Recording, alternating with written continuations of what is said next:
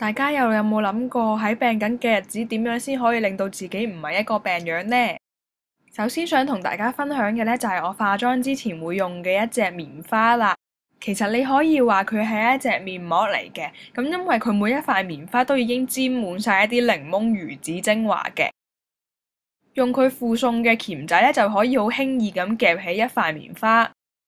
棉花佢分咗兩面，一面係網狀，另一面呢就係一個棉花嘅質地嘅。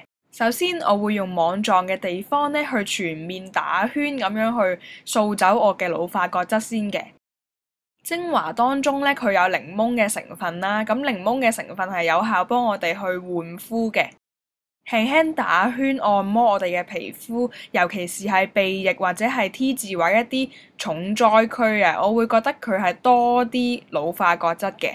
記得唔使大力㗎，如果唔係就會傷害到我哋嘅皮膚㗎啦。接住我會用棉花嗰邊呢，就去按壓我嘅皮膚啦。咁因為按壓我哋嘅皮膚呢，就可以令到精華呢係可以吸收得快啲㗎。呢隻面膜咧，其實佢係好有效咧，可以幫我哋換膚啦，而且可以令到我哋嘅皮膚咧係望落去係亮白啲嘅，而且佢嘅保濕度係非常之唔錯啦。用完之後咧，皮膚亦都係見得到有光澤感同埋好水嫩嘅。我哋用完之後咧，呢隻係可以唔需要洗面啦，咁我就會用我嘅手咧去按摩翻我嘅皮膚，按翻啲精華入去皮膚度嘅。按摩下，順便呢，我就會做一個去水腫嘅動作啦。咁慢慢咁喺面嘅中央呢，向後咁推開佢。用完之後，大家可以見到個光澤感係提升咗啦，同埋個毛孔呢係收細咗嘅。之後我就會如常咁去搽翻一啲平時用開嘅 skincare 啦。如果大家呢係想瘦面嘅話呢，可以再加翻一啲 V 面精華去輕輕咁去按壓下我哋嘅皮膚。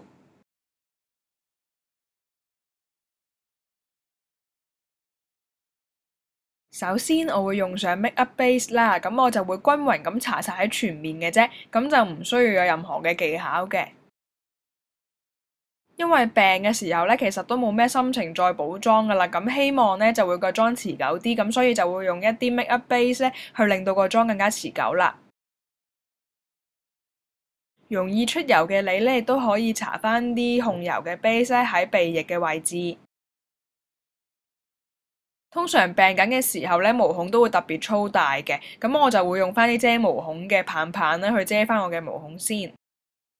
接住落嚟咧，我亦都希望個妝咧係唔需要太厚嘅，咁輕輕遮到我嘅瑕疵就 OK 啦。咁所以我就會揀粉底液啦，我會點喺一啲重點需要遮瑕嘅位置。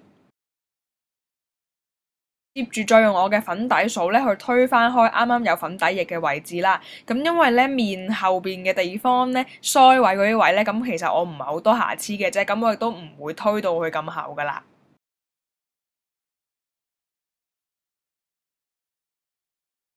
咁就喺多啲瑕疵嘅地方推返開佢就 OK 噶啦。之後我會用我一向用開嘅直川秀遮瑕液啦，咁去遮翻我眼圈嘅位置嘅。咁點咗落去眼底之後咧，就用手指 tap 開佢就 OK 啦。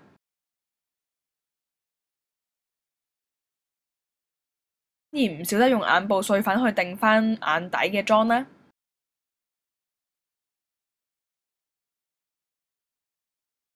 跟住我會上翻一個好薄薄嘅碎粉，絕對唔需要多㗎。如果唔係就會病樣加粉樣㗎啦。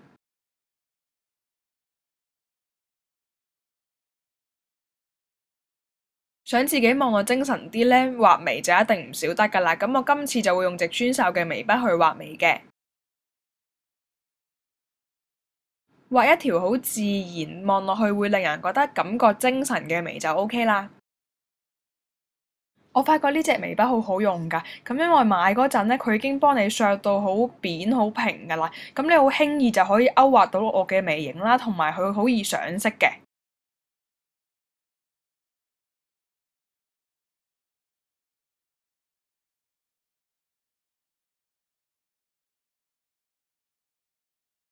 因為通常用眉筆畫呢，咁條眉都會比較實色同埋深色少少嘅，所以我之後就會用翻啲眉 gel 啦，去 tone 翻我條眉淺色啲。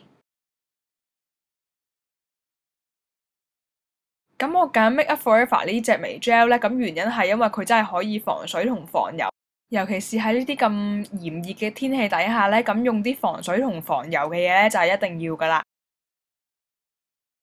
我會先用 eye base 去打底啦，咁我就會用一個淺色啦，同埋一個比較深色少少嘅，做翻一個輪廓嘅感覺。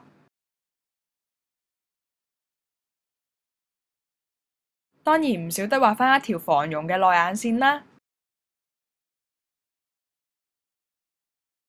接住我就會用啡色嘅眼線筆去畫翻一條外眼線啦，咁令到隻眼嘅感覺係自然啲嘅。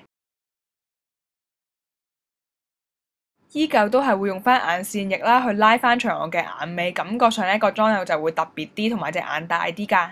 會用一個深啡色嘅眼影咧，去掃翻開啱畫過嘅眼線。咁樣嘅感覺咧係會再 soft 啲，同埋條眼線同埋隻眼嘅感覺咧都會柔和啲㗎。我會用一個深啡色嘅眼影咧，去掃翻喺後眼嘅三角位置。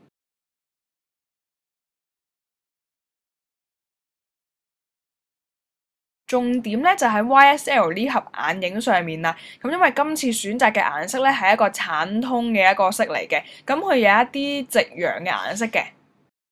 我會掃翻喺眼蓋嘅後半邊，接近啱啱三角位置嘅。我會再用翻一個 sharp 色少少嘅一個夕陽嘅顏色嘅，咁樣佢偏橙通啦，咁所以望落去嘅顏色都好柔和啦。呢隻色我就會掃喺眼蓋中間去到眼頭嘅位置，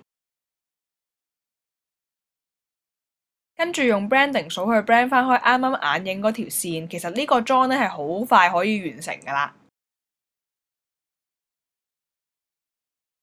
之後我會用啡色嘅眼線筆咧去畫翻下眼尾嘅位置，咁樣咧係絕對可以營造一個假大眼嘅效果。跟住就會用翻啱啱用開嘅一個啡色眼影粉去 blend 翻鬆我啱畫完嘅下眼線啦。想成個妝容嘅感覺再 warm 啲咧，咁我就會加翻啱啱嘅橙通眼影粉咧，咁加翻喺我下眼線嘅中間位置。畫龍點睛咧，我就會用翻白色眼影粉啦，咁去掃翻喺我眼頭至下眼頭嘅位置。咁樣咧係可以做到一個令到隻眼更加 sharp 醒嘅感覺。跟住我會夾翻起我嘅眼睫毛啦，然之後我就會搽翻我嘅睫毛液噶啦。咁大家亦都可以選擇搽唔搽睫毛液啦，因為通常病病地嘅時候都唔想搞咁多嘢噶啦。咁當然搽完睫毛液咧係可以令到我哋更加有神嘅感覺嘅。我唔會上胭脂粉，但係我就會用胭脂液啦。咁今次揀嘅都係 YSL 嘅兩用胭脂液啦，咁係一個偏珊瑚色嘅。咁因為成個妝容咧，我都想帶俾人一啲 warm 啲嘅感覺啦，咁所以我都係唔會用粉紅色嘅。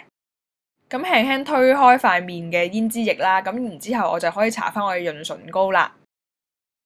搽完潤唇膏之後咧，都係用翻啱啱嗰一支胭脂液嘅同一支啊。咁因為佢可以搽埋嘴嘅，咁因為我會用手指上啦，因為我唔想成日上完個嘴之後咧，又再點落塊面度咧，咁樣好唔衛生啊。咁我就會用手指上啦，咁輕輕咁推翻開咧，其實嗰個顏色咧係好自然啦，但係又唔會令到你好似病樣咁樣嘅。接住落嚟咧，我想自己個樣再血色翻少少，咁所以咧就會用一個淡粉紅色嘅一個 lip gloss 咧，咁去掃翻喺我嘅嘴中間嘅位置。整個妝容咧其實係好簡單，我平時翻工咧好多時都會用呢個妝噶啦。咁因為前排都有好多朋友話我前排個 video 入邊個妝好靚啊，咁所以今次就會出呢個 video 去教翻大家個妝係點化啦。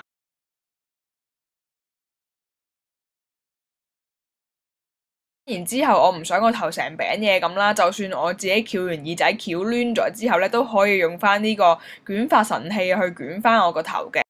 咁輕輕咁捲咧，其實呢支嘢咧係好容易就可以適應到點樣用噶啦，咁所以根本唔需要教學噶啦，就只不過係捲攣我嘅髮尾嘅啫。咁今日嘅妝容教學咧就講完啦，咁大家係咪覺得好容易呢？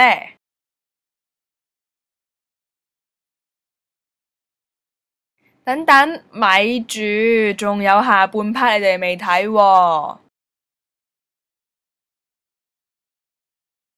跟住就想由天使變返魔鬼俾大家睇啦。醫生，我嘅第一次喺大家面前落妝係一件好恐怖嘅事嚟㗎，咁所以大家唔中意就唔好再睇下半部分啦。之後想同大家分享嘅呢就係落妝水啦。咁因為好多朋友同我講呢，佢自己係油性皮膚啦，咁就用唔到落妝油，因為會出粒粒嘅。咁所以今次想同大家分享下，我覺得幾好用嘅落妝水啦。我會將落妝水倒落一啲棉花度，然之後全面咁去抹面嘅。抹完面之後呢，其實都可以見到呢嗰塊棉花呢係極度之污糟嘅。咁所以呢，證明呢支落妝水個潔力呢係非常之唔錯。大家要注意一點呢，就係抹我哋嘅眼妝嘅時候呢，千祈唔好大力咁樣去捽我哋隻眼啊！如果唔係呢，會好容易令我哋眼部嘅皮膚呢有受損嘅情況嘅。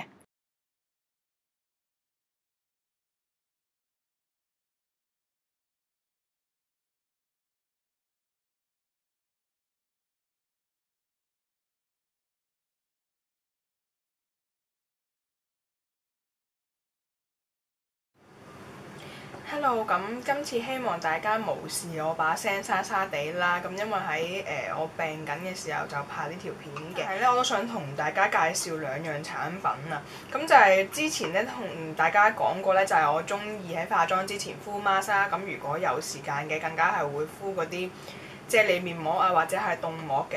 咁但係因為通常嗰啲敷嘅時間都會比較長啊，大約都要敷成4個字至半個鐘㗎。咁就有好多朋友反映翻俾我聽咧，就係話根本冇可能喺出門口之前有咁多時間去敷 mask，尤其是係要翻工嘅日子，你更加係想瞓耐啲咯。即係俾咗我都會嘅。咁所以咧，今次就會同大家去介紹一隻產品咧，就係其實只不過係喺出門口之前或者係化妝之前拎嚟當係棉花濕嘅棉花咁抹面，同埋令啲精華滲透落皮膚度，咁已經係一個達到一個用完面膜嘅一個效果嘅。今次想同大家分享嘅就係呢隻嘅類似面膜嘅東西啦。咁其實佢都算係一個面膜嚟，對我嚟講，因為佢個功效其實我覺得好比面膜㗎。因為我自己用咗佢幾次之後咧，其實我真係好中意呢隻嘢，即係我相信我係會不斷再去回購啦。咁你見到佢雖然入邊有啲核突啊，即係好似黃黃綠綠咁樣嘅嘢，咁其實係因為佢本身一支精華嚟嘅，咁一支咁大支到嘅精華啦。咁我就將佢嘅精華倒咗落呢一啱乾嘅棉花度先嘅，然之後咧就要再放落雪櫃度雪佢8個鐘左右啦，咁就第二朝就可以拎出嚟抹面㗎啦。其實佢內褲咧就會有呢個鉗仔啦，咁同埋咧因為佢有一個座㗎，咁佢有一個座咁樣俾你擺喺度啦，咁然之後呢度係會有個位俾你插住呢支夾仔嘅，咁我就覺得呢個設計係非常之好同好方便啦，咁就唔使令到你咧伸隻手落去撩就咁唔衞生嘅。咁你用咗佢之後咧係可以即時見到皮膚咧甩皮咧係冇咗甩皮啦。同埋個保濕度 OK 啦，兼且我覺得最特別嘅地方係你抹一抹面，即係當佢係棉花抹面。平時你朝頭早洗完面啊，你都可能會用通拿嗰啲抹面啦。咁我用佢代替咗通拿啦，其實因為咁我用完佢之後咧，見到個即時咧個光澤感咧係出咗好多，尤其是鼻嗰啲位咧，你係可以見到佢個光澤感好勁。同埋嗰個毛孔咧係可以有收細嘅功效啦，因為檸檬魚子 mask 其實係有效美白我哋嘅皮膚啦，同埋可以令到我哋皮膚嘅彈性增加，而且可以補充我哋嘅水分。所以咧一片咁樣嘅棉花啦，咁就可以令到我好快速咁樣達到一個 full mask 嘅效果。咁所以我每一日咧，而家係幾乎每一日啊，我就算翻工定出街好，我都會用咗佢先，之後先至上妝或者就甚至唔上妝啦。因為佢呢隻就算你用完咧，可以唔使洗面咧，之後就已經可以上我哋嘅妝噶啦。咁所以咧，我非常之推介呢隻嘢俾大家啦。咁售價係299蚊，咁入邊就有25塊嘅。咁一盒呢個25塊啦，連一樽嗰啲精華咧，我唔記得咗幾多 ml 好似100，因為我樽抌咗啦。咁咧就非常之好用，我絕對推介俾大家啦。咁冇記錯喺 K11嘅地庫嗰度有得賣嘅，大家都可以去睇下。第二樣要同大家介紹嘅咧就係呢支落妝水嘅。咁其實佢呢支落妝水咧係呢個 Inner Skin 啊嘅落妝水啦，咁入邊係冇酒精成分，亦都係冇防腐劑咁樣嘅嘢嘅。咁佢好細支咧，其實因為佢有兩隻 size，你大啲嘅，咁我呢支就係細支嘅 size 啦。咁我就覺得佢其實係好方便我拎翻公司用啊，或者係平時去旅行我都覺得唔錯嘅一個選擇，即係總好過，因為落妝油我好驚落妝油啊，因為我試過好多次帶落妝油去旅行啊嗰啲咧，點知個蓋咧佢鬆咗定唔知點樣咧，佢喺側邊咧，你都知有時有啲蓋做得唔好咧，佢會側邊喺度漏噶嘛。咁佢漏到我成篋都係嘅時候，我已經自此以後我好驚。即係你水狀呢啲咧，你起碼可以吹翻乾佢嘛。你油你係冇得吹翻乾佢嘅，你一定要洗噶嘛。咁所以咧，我都會覺得呢支細細支嘅出街係非常之方便啦，擺喺公司亦都係好方便嘅，而且佢個潔力咧係幾好嘅，因為我用棉花一抹咧，佢已經可以抹走到我大部分嘅彩妝啦。咁睫毛液咧，你就要再放喺眼度按壓多佢大約10秒度先可以輕輕抹走嘅。大家千祈唔好就超用力去捽自己塊面同埋隻眼啊，因為眼同埋面嘅皮膚咧，其實都好脆弱㗎。你如果長期咁捽佢咧，會令到佢會出現嗰啲幼紋同細紋咧，同埋會鬆弛㗎。咁大家都唔想咁快變鬆弛紅㗎。同埋佢有時會好過用落妝油㗎，因為唔係人人都適合用落妝油啦。有啲皮膚比較油嘅油性皮膚啊，或者暗瘡皮膚咧，用落妝油咧，有可能會即係令到佢更加 block 個毛孔啦。即係如果洗得唔乾淨嘅話。咁咧又可能會令到你出粒粒啊等等啦，咁所以用落妝水咧都會係一個油性皮膚同埋混合性皮膚嘅一個恩物嚟嘅。